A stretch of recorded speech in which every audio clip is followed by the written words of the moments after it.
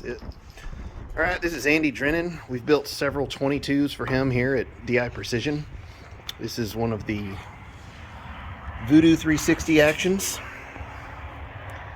And Andy's gonna just do a little testimonial on how everything's worked for him so far. So Andy, tell us, what do you think about these rifles?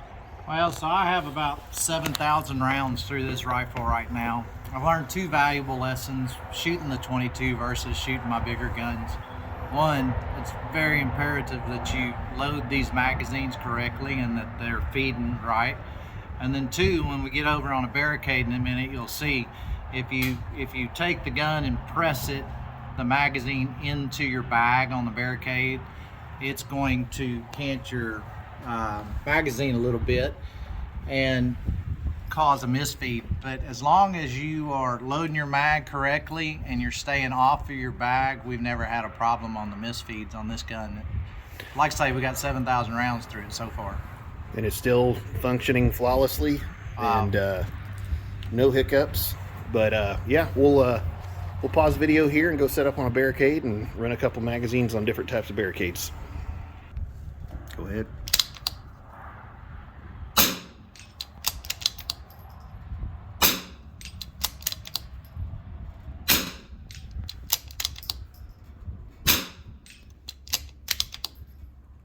All right, now what I want you to do is load your magazine forward. Right there.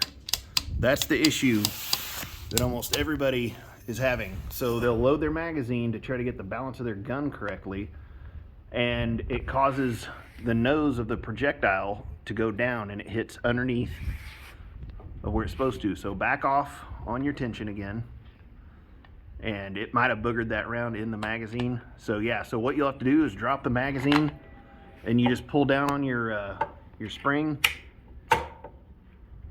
and if you get that angle back right, there you go.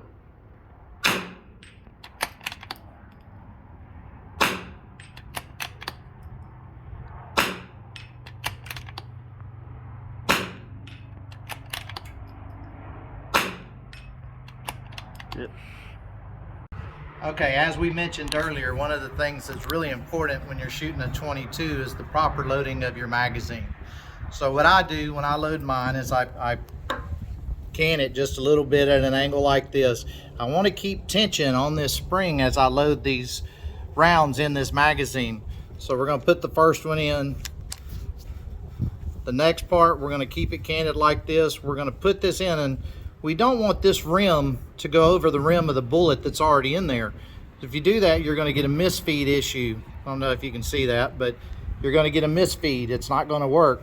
So by keeping it canted like this and keeping tension on this spring up and keeping that bullet that you're loading against up at the top of this neck, they will load in there properly.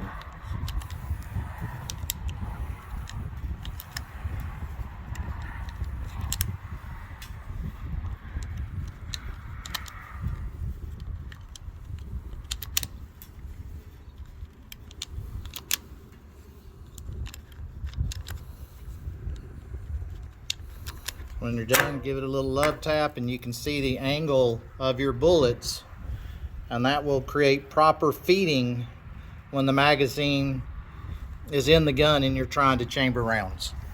Thanks, Andy.